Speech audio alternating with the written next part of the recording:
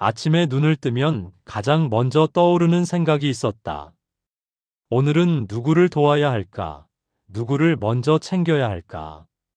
그게 내 하루의 시작이었다.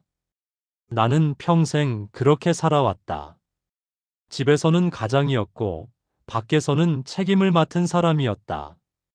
누군가의 부탁을 거절하는 법을 몰랐고, 나보다 남을 먼저 생각하는 게 당연하다고 믿었다.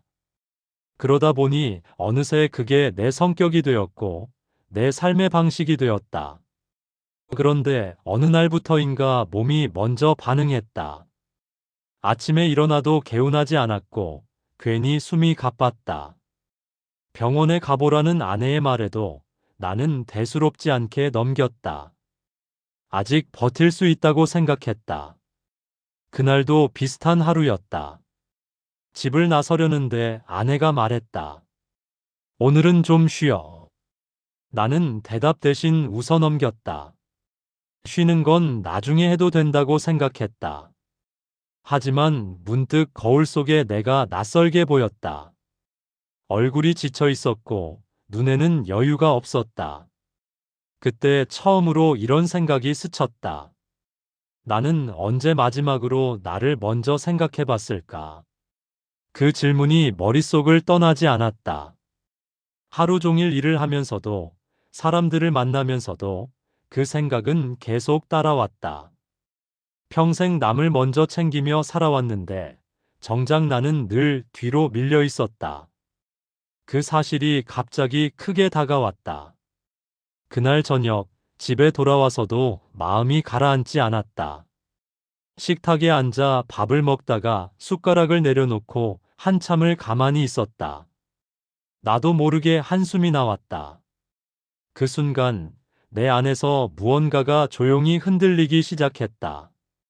그날 나는 처음으로 나를 떠올리며 잠자리에 들었다. 그 이후로 내 마음은 자주 갈라졌다. 여전히 누군가를 도와야 할 일이 생기면 몸이 먼저 움직였다. 오랜 습관은 쉽게 바뀌지 않았다. 하지만 예전과 달리 마음 한쪽에서 작은 목소리가 들렸다. 이제 그만해도 되지 않느냐고. 오늘만큼은 나를 먼저 생각해도 되지 않느냐고. 그 목소리를 애써 무시했다. 그렇게 하지 않으면 내가 아닌 것 같았다. 어느 날 오랜만에 아이에게서 전화가 왔다. 별일 없는 안부 전화였다. 예전 같았으면 반가움에 이것저것 묻고 필요한 건 없는지부터 물었을 것이다. 그런데 그날은 이상하게 말이 길어지지 않았다. 전화를 끊고 나서도 허전함이 남았다. 나는 늘 누군가의 필요 속에서 존재해왔다는 걸 그때 깨달았다. 필요가 사라지면 나도 사라지는 것 같았다. 아내와의 대화도 줄어들었다. 내가 피곤해 보인다는 말을 들을 때마다 괜히 짜증이 났다. 괜찮아라는 말을 반복했지만 사실은 괜찮지 않았다.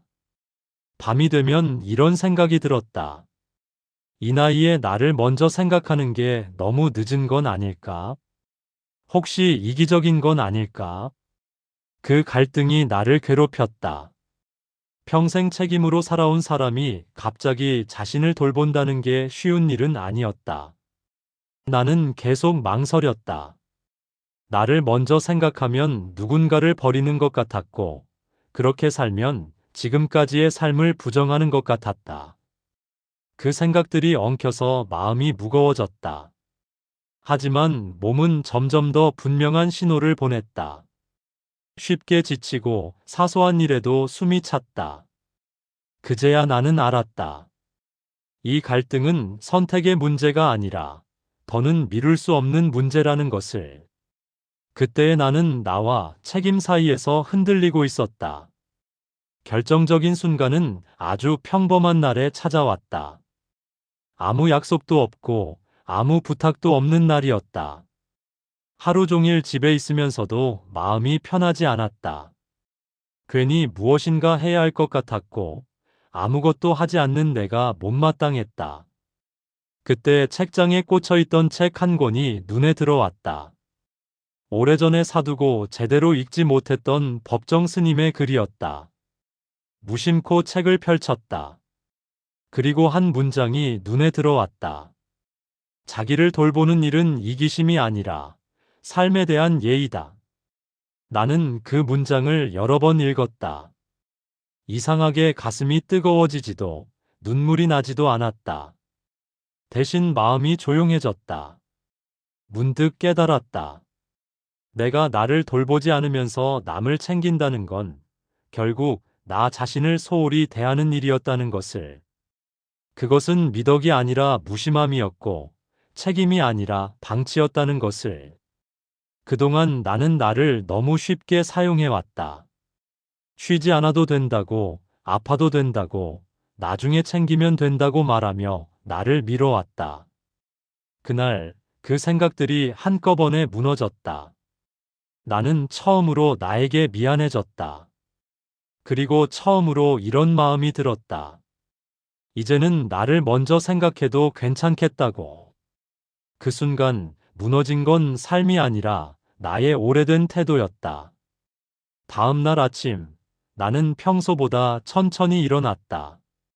서두르지 않았다. 아침밥을 먹고 나서 바로 움직이지도 않았다. 창가에 앉아 한동안 햇빛을 바라봤다. 별일 없는 시간이었지만 마음은 이상하게 편안했다. 나는 그 고요 속에서 다시 생각했다. 나를 먼저 생각한다는 건 남을 버리는 일이 아니라는 것을. 오히려 내가 온전해야 관계도 오래 간다는 것을. 법정 스님의 말이 그제야 내 삶 속으로 들어왔다. 삶에 대한 예의는 남에게만 지키는 게 아니었다. 나 자신에게도 지켜야 하는 것이었다. 그날 아내에게 말했다. 이번에는 내 마음부터 챙기려고. 아내는 잠시 나를 보더니 고개를 끄덕였다. 그 반응이 나를 더 편안하게 했다. 나는 이제 모든 부탁을 들어주지 않기로 했다. 무리한 일정은 정중히 미루기로 했다. 대신 산책을 하고 쉬는 시간을 갖기로 했다. 처음에는 어색했지만 점점 익숙해졌다. 나를 먼저 생각한다고 해서 세상이 무너지지 않았다. 오히려 하루가 단정해졌고 마음이 덜 흔들렸다. 이 나이에 처음 나를 먼저 생각했다.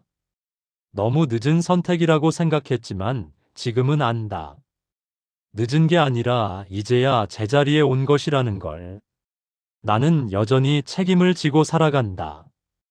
다만 그 책임의 맨 앞자리에 나 자신을 두기로 했다.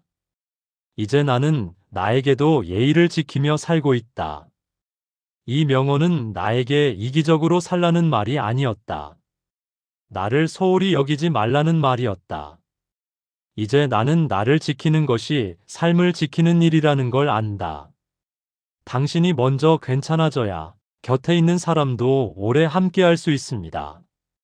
자기 돌봄은 삶에 대한 예의입니다. 오늘은 나를 먼저 챙겨보세요. 당신은 언제 마지막으로 자신을 생각했나요? 당신의 경험을 댓글로 남겨주세요. 오늘 딱 한 번, 이 한마디를 써보세요. 이번에는 내 마음부터 챙기려고.